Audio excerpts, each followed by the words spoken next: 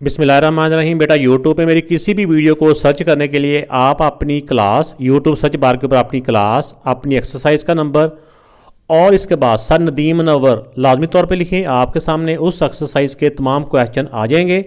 इसके अलावा जब आपके सामने सारी वीडियो आ जाएंगी तो आपने थंबनेल के ऊपर अपनी बुक की पिक्चर भी देखनी है कि वो आपकी बुक ही है, क्योंकि मैं 2-3 पब्लिशर की जो बुक की रिकॉर्डिंग कर रहा हूँ। तो आपने अपनी जो बुक है, जो सिंगल जो नेशनल करिकुलम है, उस बुक की वीडियो को क्लिक कर लेना है। इस एक्सरसाइज का जो पहला क्वेश्चन है, इसमें add the following rational numbers. Add mean क्या होता है, इनको प्लस करना है, ठीक है ना। तो ये जो रैशनल नंबर दिए हुए हैं इनको प्लस करना है। कैसे प्लस करते हैं आइए देखते हैं। तो अब इन दोनों को ऐड करना है। तो ऐड में ये होता है कि साइन चेंज नहीं करने होते। इसका साइन भी पॉजिटिव है और इसका साइन भी पॉजिटिव है। अगर कोई साइन भी ना हो तो पॉजिटिव का साइन होता है ना, तो ये पॉजिटिव ही है, तो पॉजिटिव साइन ही आ जाएगा, यानी प्लस का साइन ही आ जाएगा 4/9।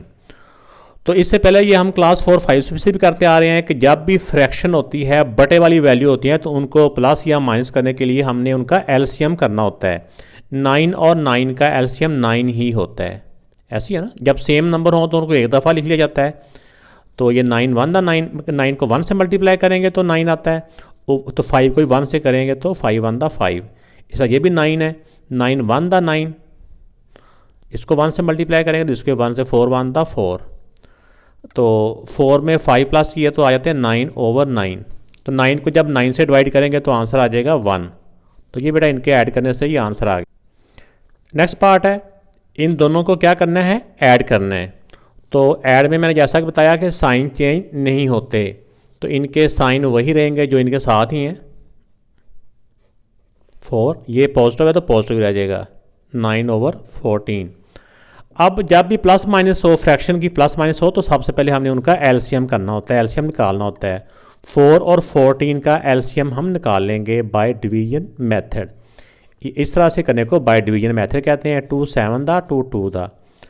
अब देखिए, अगर सेम टेबल से डिवाइड ना हो रहे हो, तो कम से कम 2 नंबर सेम टेबल से डिवाइड ना हो रहे हो, तो इनको ऐसे मल्टीप्लाई कर लेना चाहिए।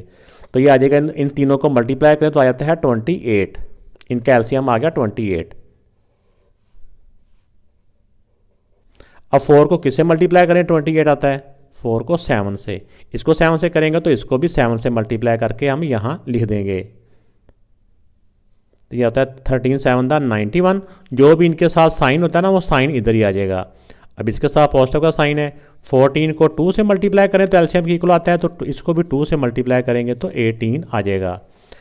अब यहाँ पे जो नेक्स्ट रूल है, हमने ये जब भी इंटीजर्स को सॉल्व करना सीखा, हमने देखा कि जब 2 नंबर को हम सॉल्व कर रहे हों तो अगर उनके डिफरेंट साइन हो तो हमने उनको माइनस करना होता है।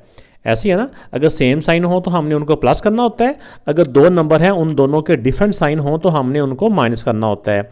अब 91 से 18 को हम माइनस कर लेंगे, तो ये माइनस करने से आ जाता है 73/28। तो ये 73 है ना, तो जब भी प्लस माइनस में डिफरेंट साइन हो तो माइनस करना होता है। माइनस करके ये आंसर आ गया, और आंसर के साथ हमेशा बड़े नंबर वाला साइन आता है, ग्रेटर नंबर वाला बेटा साइन आता है। इसको इसी तरह ही हम रहने देंगे, क्योंकि इसके जो वैल्यूज़ हैं वहाँ पे भी उन्होंने इम्प्रॉपर वैल्यू दी हुई हैं।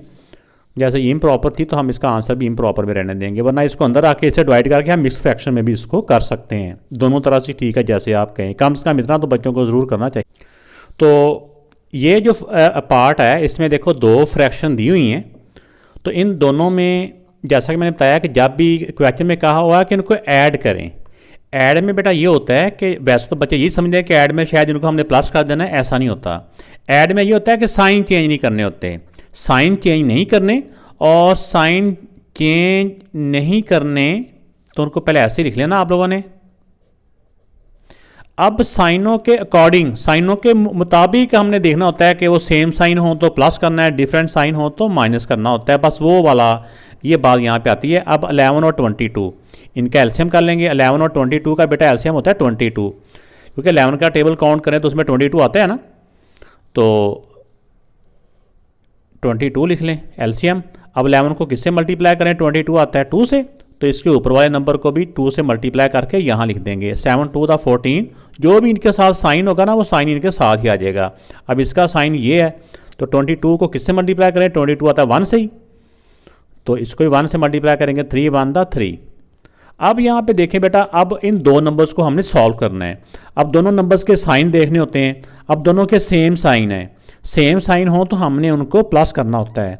14 में 3 प्लस किए तो 17, और आंसर के साथ जो साइन आता है ना हमेशा ग्रेटर नंबर वाला आता है, बड़े नंबर वाला आता है, नीचे वाली वैल्यू एज इट इज़।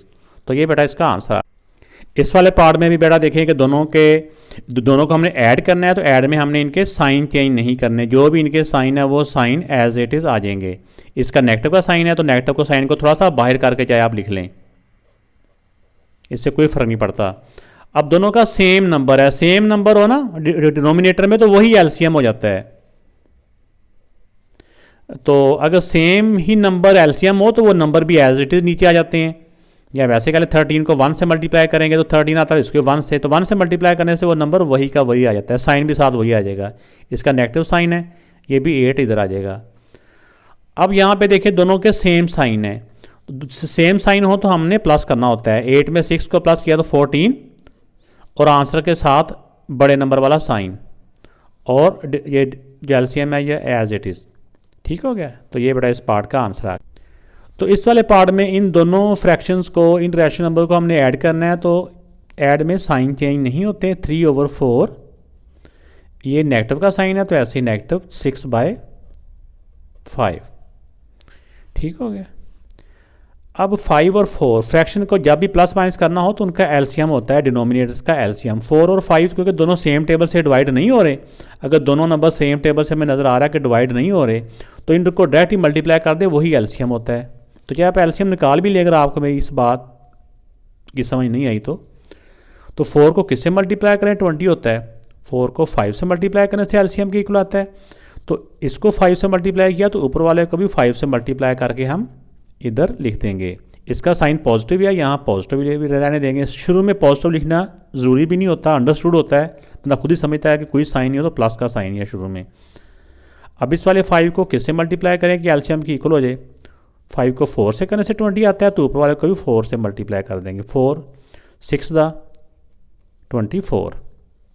अब देखिए बेटा, ये पॉजिटिव साइन है, ये नेगेटिव साइन है। डिफरेंट साइन हो तो हमने इनको माइनस करना होता है। 24 से 15 माइनस करें तो ये आ जाएगा 9, और इनके आंसर के साथ बड़े नंबर के साथ जो साइन है ना वो ओवर 20, 9/-9/20, ये बेटा इसका आंसर आ गया। तो जो नेगेटिव का साइन होता है ना, ये हम इसके साथ भी लगा सकते हैं, इधर भी लगा सकते हैं। इस फ्रैक्शन में 3 जगह पे लगा सकते हैं, इससे कोई फ़र्क नहीं पड़ता, इधर भी, इस लाइन के बराबर भी और नीचे वाले पे भी। तो ये बाद दफ़ा सिचुएशन के अकॉर्डिंग हम इसको किसी जगह पे भी ले जा सकते हैं। इनको जब ऐड करेंगे तो इसके साथ, क्योंकि दूसरी जो फ्रैक्शन है इसके साथ नेगेटिव का साइन है, तो नेगेटिव का साइन ही आ जाएगा। ऐसे हो गया। तो इसमें आप करेंगे कि जिसकी फ्रैक्शन में कुछ ही ना होता उसकी फ्रैक्शन में 1 होता है। 5 और 1 का एलसीएम ना 5 ही होता है, ठीक है ना। एक तरफ तो समझो कुछ भी नहीं है, तो 5 अकेला ही है, तो वही एलसीएम में आ जाएगा, 5 1 दा 5। अब 1 को किससे मल्टीप्लाई करें कि एलसीएम की इक्वल आ जाएगा 5 के, तो इसके ऊपर वाले नंबर को भी 5 से मल्टीप्लाई करके इधर लिख देंगे, 5 4 दा 20। तो ये 5 को किससे मल्टीप्लाई करें कि एलसीएम की इक्वल आए 1 के, तो ऊपर वाले को भी 1 से मल्टीप्लाई करके इधर लिख देंगे, 3 1 दा 3। और 20 से 3 को माइनस किया, यानी कि डिफरेंट साइन है ना, तो माइनस हो गए। और बड़े नंबर का साइन पॉजिटिव या तो शुरू में पॉजिटिव ना भी लिखें तो कोई बात नहीं, ओवर 5। तो ये बेटा इसका आंसर आ